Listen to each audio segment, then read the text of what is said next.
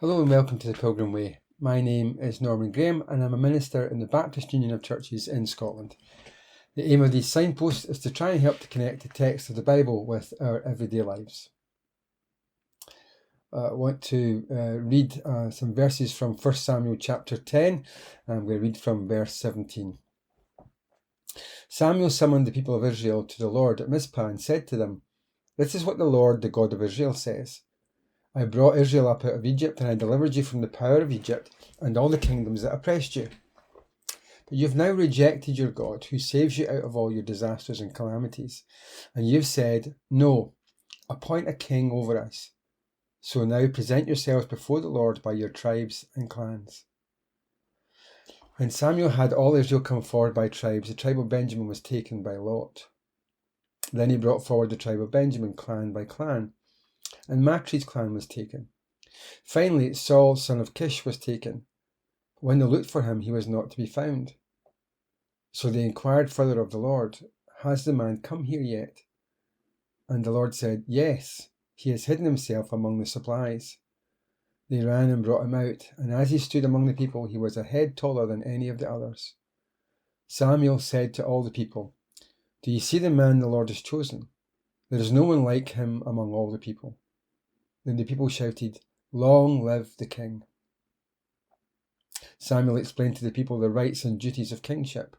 He wrote them down on a scroll and deposited it before the Lord. Then Samuel dismissed the people to go to their own homes. Saul also went to his home in Gibeah, accompanied by valiant men whose hearts God had touched. But some scoundrels said, "How can this fellow save us?" They despised him and brought him no gifts, but Saul kept silent. Well, in 1 Samuel, we move away from the chaos of the time of the judges and enter into that period of the kings ruling in Israel. Again, there's too much material for us to cover in a single signpost, so I'm going to focus on 1 Samuel as it's somewhat representative of the period of the kings covered by 1st and 2nd Samuel, 1st and 2nd Kings and Chronicles. If you read through the whole of Samuel, there are three characters who stand out: Hannah, Saul, and David. For each of these characters, to a greater or lesser degree, lived as though God was their king, insofar as they lived their lives under his rule and sought to please him. The extent to which they accomplished that would have a dramatic effect not only on their own lives, but also on the life of Israel as a nation. Now, you might think it odd not to mention Samuel himself, since he's ever present in the narrative, but Samuel is kind of like wallpaper that makes the room what it is, but isn't itself the focus of the room. 1 and 2 Samuel would certainly not be the same without him, but he's not really the focus of the narrative. In fact, in the opening, the narrative focuses more on his mother's faith and commitment than on his life. In the first 3 chapters of 1 Samuel, we see it opens with the story of his mother Hannah, who on the face of things had almost everything that a woman could want at that time. She had a husband of some social standing and moderate wealth, who had piety towards God and also a genuine love and affection for Hannah.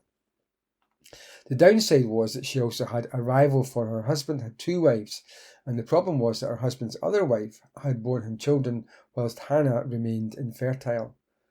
To make things worse, her rival provoked her year after year for as long as Hannah remained without children. One year, as she was in the temple once more praying for a child, she made a vow to the Lord that if he granted her a son, she would dedicate him to the Lord's service for as long as he lived. Hannah's vow was quite remarkable, actually. In Israel, every firstborn male belonged to the Lord, but could be redeemed a month after their birth for 5 shekels.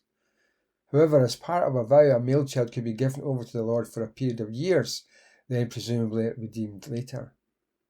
Hannah chose instead to give Samuel to the Lord in permanent Nazirite service.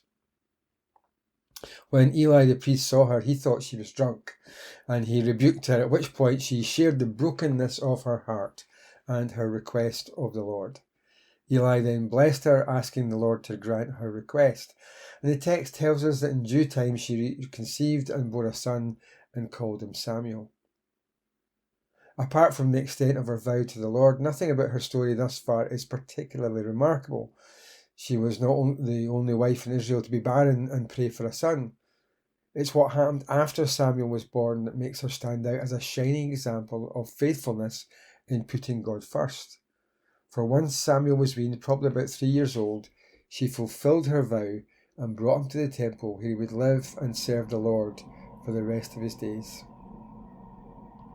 It's a mistake to read past that verse without pausing to consider the enormity of her sacrifice.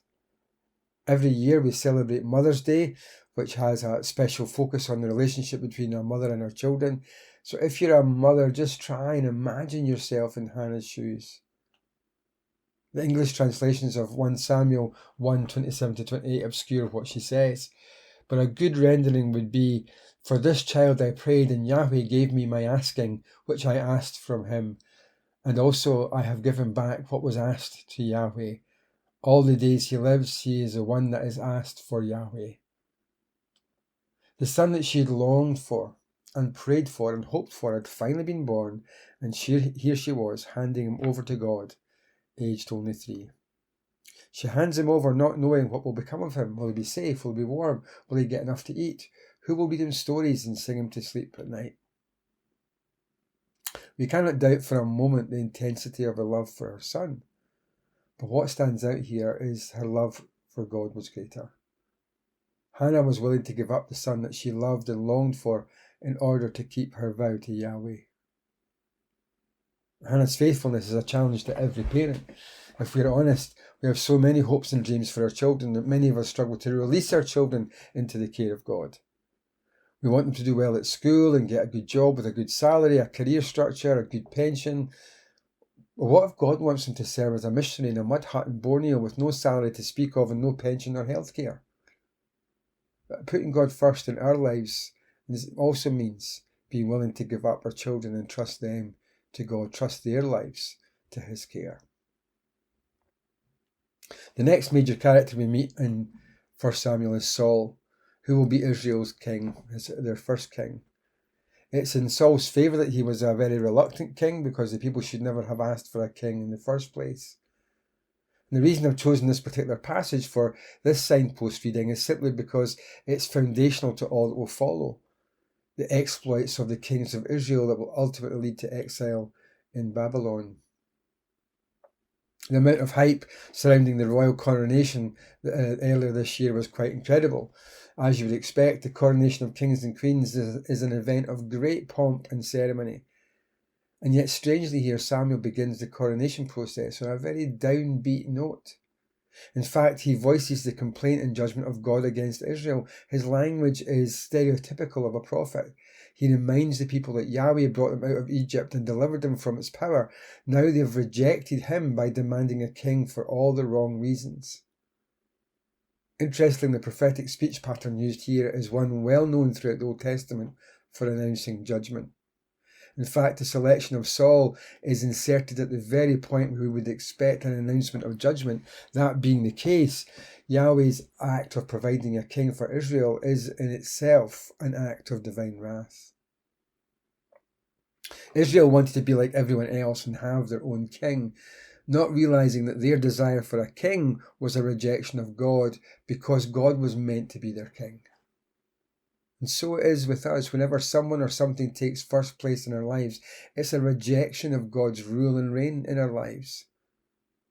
A defining characteristic of Anabaptist Christians was their insistence that everyday life, every aspect of life, was to be lived under the rule and reign of Jesus Christ.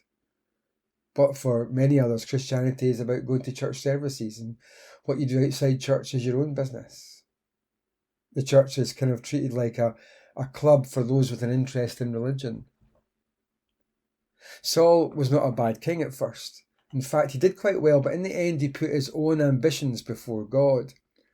Although Saul was king, he owed that kingship to Yahweh, and Yahweh would assess his faithfulness to the standards that he expected.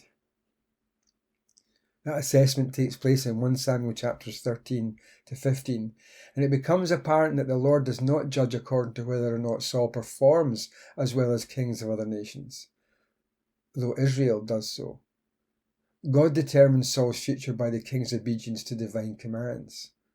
When Saul fails in this manner, Yahweh removes him as divinely anointed ruler. Saul's life serves as a reminder to us all that it's not how well we begin as followers of Jesus that really matters most.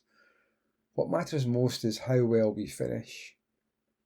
It doesn't matter what your commitment was like a year ago, 10, 20, 30 years ago. What is your commitment to the Lord now, today, in this moment? Nor should we think that because we've been blessed by God into some position of responsibility that we can live as we please. God will hold us to account not just for if we have served, but also how we've served. And if necessary, he might remove us from that position if we fall short, as would happen to Saul.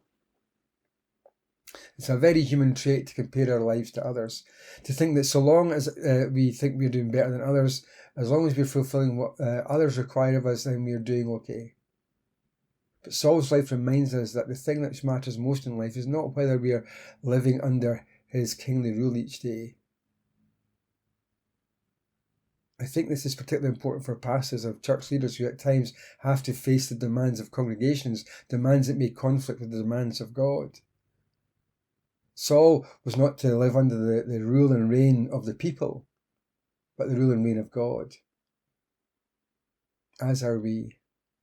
Eugene Peterson is often described as the pastor's pastor, and he writes in one of his books about the pastoral sin of allowing the congregation to set the agenda for the church and the pastor's ministry.